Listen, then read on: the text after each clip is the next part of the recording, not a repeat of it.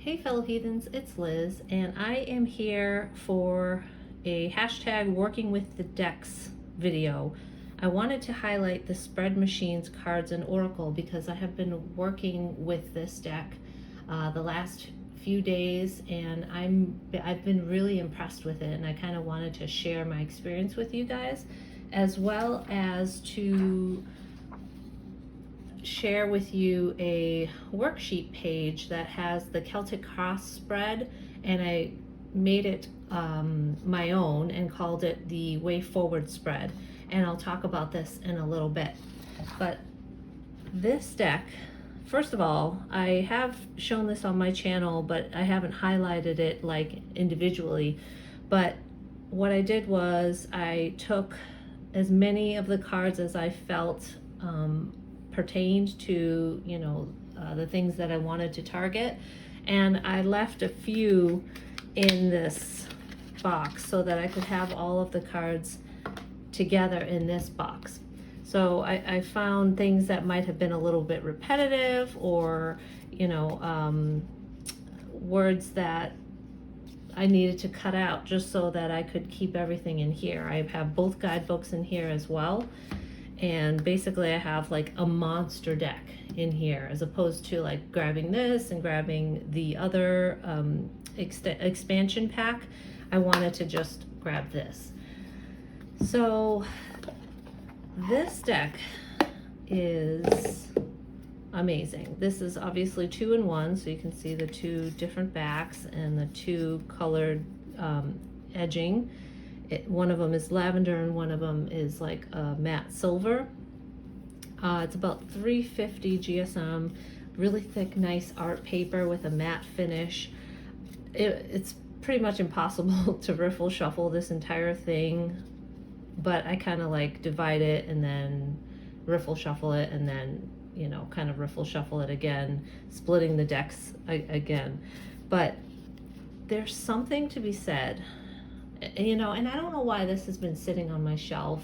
I think it's because I just thought of it as a spread crafting deck or as an oracle. This deck has really blown me away as far as its usability as a standalone deck. And yes, there's pretty much just a keyword and a little bit of an explanation and nothing else really. And there's like categories, but there's no pictures, and I thought that would, not work as well. But I'm finding that the lack of imagery is actually working in its favor, because it lets the meaning of the word shine without any distraction. And like immediately, instead of being drawn into the artwork, you're drawn into your own life. You're drawn into your own mind, and this deck almost makes it impossible for you not to look at your life or the situation that you're asking about and pull from that in order to make these connections, as opposed to like your focus being on looking at the artwork, looking at the clues, which obviously is valuable, but there's something special about this deck in its ability to hone in on the key elements of the solution, or a possible solution, because it doesn't have anything to distract you. So I wanted to talk about that, and I wanted to go through a reading inspired by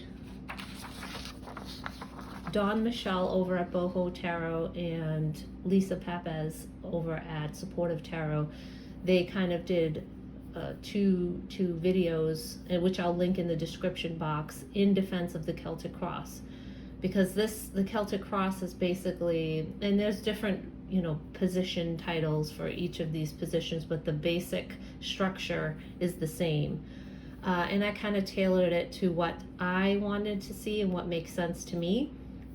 So I'm going to share this with you. Obviously you can download it from the link in the description box, and then you can put like 3-hole punch and just date it with the deck used. And I also wanted to allow space that you could write the card that you got, and if you had any initial impressions about it, in this space here. But let's go through this real quick and then we'll do the reading, because I wanted to show you how I've been working with it. So the first card that you pull is the issue card. So that really has to do with your question. What is the main element here? And interestingly enough, as you guys probably know, when I pull cards, I also look at the undercard. That's what I call it. So I'll look at the undercard, and that kind of gives me more of a foundation for the reading as a whole. I've been finding that to be extremely useful as well. But this is the main issue. And instead of doing this as number 2 for what's crossing or blocking the issue, I am doing the bottom card and then the top card before that. So this bottom card is the second card, and that's the energy that's inside. It could be from the subconscious. It could be, you know, what's going on inside the mind or inside the body that may not be evident to those who are present in the situation. And then the third card is what's on the outside, what is in the conscious mind, what is being shown, what is obvious about the situation. So this is basically like the root of the problem, and this is how it's manifesting basically. And then we'll do the blockage card, which is basically what's blocking the inner from the outer. So what's keeping the true heart of the matter from becoming into the light of awareness. And then the next card after that would be past factors. So what happened in the past that could possibly have led to the situation happening. And then the sixth card is the future factors, which is something that may happen in the future that will help or hinder the issue as a whole. So this is a very interesting position. So the future factor could impact the issue, or the issue, if it doesn't get, if nothing changes, how is that going to manifest in the future? Because the future is, it hasn't come to pass yet. It's very malleable. So that's why I really enjoy this kind of either being something that impacts or is impacted by the issue. So it kind of like leads you into it's different from the outcome because it's directly connected to the issue at hand. The outcome card, as we'll see, is affected by the steps you take to rectify the issue. So the card after that is the lesson card, and so this tells you what are you going to learn from this issue. Why is this issue a repetitive pattern in your life? What is it trying to teach you? And then the blessing card is, after all is learned, what will you gain from it? What opportunities or insights will become available once you've started to kind of tear down the structures surrounding the problem? And then the way forward, which is the name of the spread, is like a step you can take in a direction that will help to heal what's going on. And then once that's done, what is the possible outcome that you can strive for? So that's it. And then there's a space down at the bottom for some notes. So I'm looking forward to that, and let's get started with our reading. So let's just take a deep breath here. Inhale and exhale.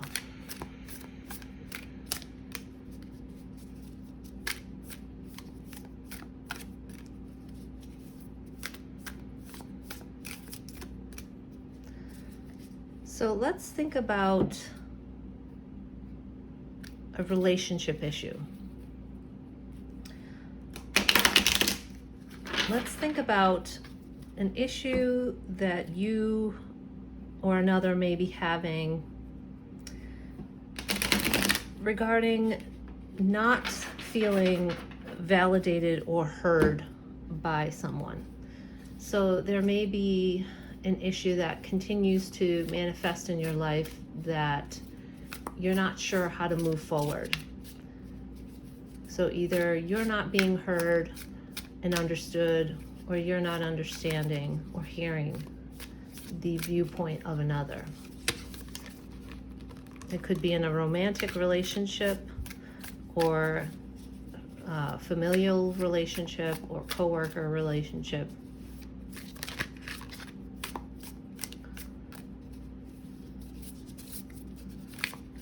I know this is a general reading, but it's important to have some kind of context before you move into a reading.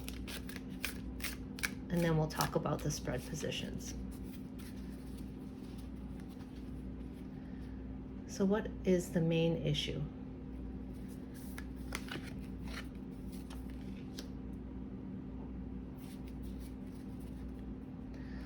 What is going on inside, underneath? What is the root of the issue?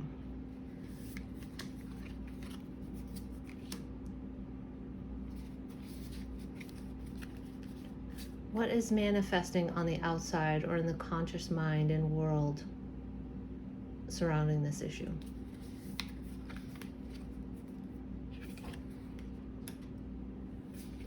What is blocking the understanding and the connection between the inner and the outer?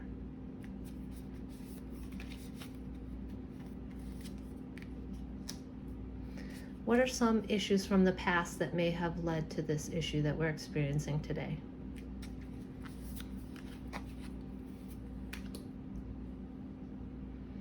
What are some factors that may happen in the future that could help or hinder the issue, or what may occur as a result of the issue?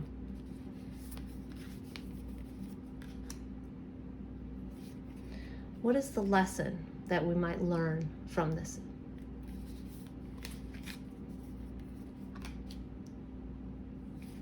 What is the blessing that might come once we become aware of the issue itself as a whole?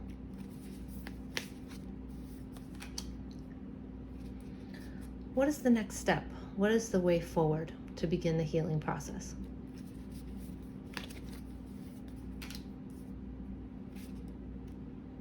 And what is the possible outcome if we take these steps?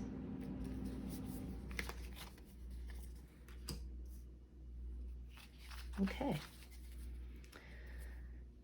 Oh, wasn't this card just showing when I stopped switching, or when I stopped showing you the cards? This was the card on the on the top. How amazing is that? Okay, so lots of ego is happening here. So let's look at the first card. Freedom. So it says autonomy, independence, choice, liberty, sovereignty, exemption, forgiveness, self-determination, anarchy, disorder, and chaos. Interesting that those last words were included in the idea of freedom, because sometimes, you can't make an omelet without cracking a few eggs, right? So there's an issue here of personal sovereignty. Let's find out more. Let's go to the inner issue. Courage. Wow, you need lots of courage in order to feel that sense of freedom and independence, right? And how is it happening on the outside? Dreams, true calling, and vision. Okay, so what I'm getting right now just from these three cards is the goal is to manifest what it is that's deep within, your true calling, what it is. What do you dream about?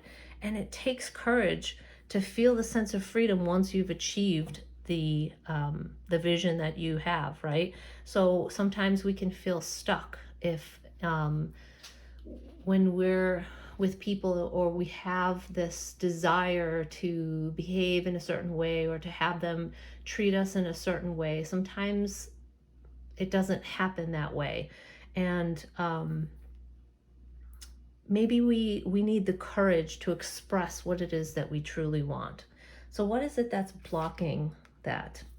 Adjust, to tweak or modify, to reconfigure for better results, to make minor changes or updates, to change course and recalculate route. So if the underlying issue is ego, it could be that this person either wants, is kind of cold or unfeeling, and wants their freedom to be untouched and not pulled down by anyone else's needs. Perhaps this person is trying to, you or the other person is trying to find the courage to go for what it is that they want. Change isn't easy, and it does take courage in order to manifest what it is that you want. If you have a goal, it has to almost be a single pointed focus. You have to every day wake up with that intention in mind. And lots of times the ego doesn't like it when things change around them, and there's always a pushback. So adjust. That could possibly indicate sometimes we need to adjust our perspective and our understanding of the situation. Is this dream truly worth the fallout that might be happening in this scenario with this individual? And if it is, how can we adjust to either include that person in the process or to set proper boundaries? Maybe there's an issue with boundaries, and you're not able to find a way through to achieve that goal. So what factors may have happened in the past? Balance. There's an imbalance there that's happening. It could be a power balance here that's leading to a sense of lacking freedom. It could also stem from what's happening or what has happened over 2020 with the COVID lockdowns. We haven't had much freedom, have we? We're still kind of in that restriction mode, and we don't have a lot of power to change what's going on around us. So what is in the future factor position? The universe. So the universe operates in ways that we don't understand, right? So there's the law of attraction, and there's so many different ways that we could tap into that force to help us in our journey in our lives. And tarot is one way that we can kind of tap into that subconscious and muster that courage, and that with the help of the universe we can find the courage and the perseverance in order to achieve our goals. So I'm not feeling that our sense of our issue would impact the universe, but I do feel that the universe could impact the situation. So for a future card, it's a positive card. It says messages from the universe or your recognized higher power. How are you being supported? What is the bigger picture? How can you strengthen your connection with the divine? So this is something that we need to tap into. If you're someone who goes out in nature, you can feel that sense of support when you're, among the trees and you have your feet on the ground or in the grass. You just feel connected, rooted, and supported by Mother Nature. Or you could meditate, or you could pray. All of those are, ways to align ourselves and raise our personal vibration. So what is the lesson from this expression? This tells me that there's a blockage here, obviously, in having the courage to express ourselves the way that we feel that we need to. There's a lot of blue happening here, which I feel is very much throat chakra, as well as expression being in like the sacral chakra area and the power centers as well of our lives. So how are we going to muster that energy, that drive, that commitment to achieve our goals? So that is the lesson here. It's setting the ego aside, or understanding that we can't always control how other people see us, but it's important that we follow our own inner compass. And that's what Tarot for the Heathens, the message of the channel is.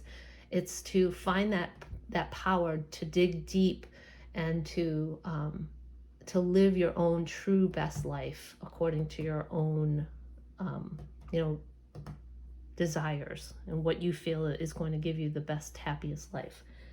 So what is the blessing here? Commitment. When you commit to something, that means that you've taken it in, you've decided that this is something that you truly want, and no one is going to stop you. So once you commit to having the courage to go after your dreams, then it's then also developing that proper expression and developing those ways of communication will help ease the ego of that other person. You know, again, you could be on the receiving end of this, not understanding why someone is wanting to do what they feel they need to do, or you could be the person who's feeling repressed by somebody else's ego here. What is the step forward here? Integrate. And that's kind of, it goes back to adjust. It goes back to, these two cards are kind of ways to incorporate the inner with the outer, to kind of make what you really feel known to this person or to the world. So you can integrate them into the process. Like I said, you can adjust, you can look at things differently. Settle on your truest priorities, make a pro-con list. Include them in the process. How do you integrate all of the factors that you have at hand in order to make this either an easier process for all the people involved, or how do you integrate your own sense of personal sovereignty in order to set those proper boundaries? So to talk about what's on this card, it says to combine, to make whole, to dissolve the tension, and to include. So it really does speak to including that other person in the process by expressing yourself properly and effectually. So what is the possible outcome here? My goodness, yay, relationship. That's what we want, right? We want to resolve the tension in the relationship, the way you are connected and related to something or somebody, including yourself. So, it just reminds me of those times when I had a goal and I'm going to go for it. I'm sorry, but if things are, and I've kind of always been that way, and unfortunately, if I have a goal, no one is going to stop me or deter me from that goal. It's kind of like, I feel like you almost need a certain level of obsession, because if you don't dedicate yourself to this, at least partially every single day, to whatever goal that you have, you're going to lose steam, you're going to lose momentum, and you're going to sacrifice that. You don't want to have regrets if it's really something that you deep down truly desire. So your relationship with yourself must come first. But when we integrate and when we adjust and when we find the courage to express ourselves and commit ourselves to whatever that goal is, the relationship you have with that other person will find its way toward healing. And that's what I'm getting from this. And finding that balance, that imbalance that happened in the past between, our goals, or helping us explain ourselves properly, and having them accept us for who we are, and loving us anyway, and tapping into the universe, and expressing ourselves. Don't hesitate to use tarot to find those ways to create affirmations for yourself every day, to tell yourself you can do it, to remind yourself of the good parts of the relationship, and to set the ego aside and not be so offended by what it is that person is doing that you feel is harming you. And of course, if it's so harmful that it's toxic and unhealthy, then you need to set that boundary, and adjust however you need to in order to put yourself, your relationship with yourself first. So that is the Spread Machine Cards and Oracle deck.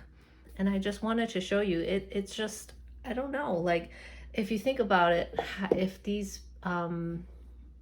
cards had pictures on them, it would just be so much, I think, for this type of spread. There's so many cards involved that just stripping it down to the essence of that energy, I really feel this deck shines for that. And I know that Kimberly and Son was looking to change the title of the deck because it's so versatile. Yes, you know, you could do this spread literally and then lay tarot cards on top of it to get more information, to get more clarification if you wanted to.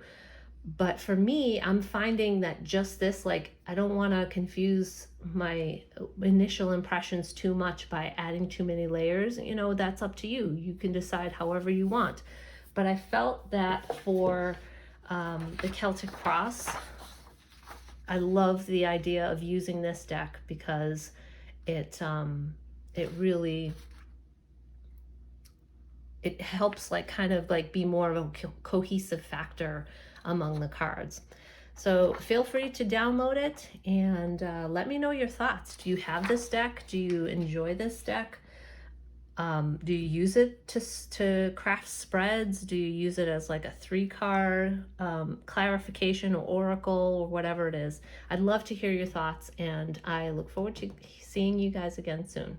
Take care. Bye. As always, thanks for watching, and if you found value in this video, please hit the like button and subscribe for more tarot-related content like this. Ring that bell to be notified whenever I upload new stuff, and don't forget to listen closely to the whispers of the heathen within that already has the answer and knows the path that's right for you. Until next time, be brave, be bold, be you. Bye.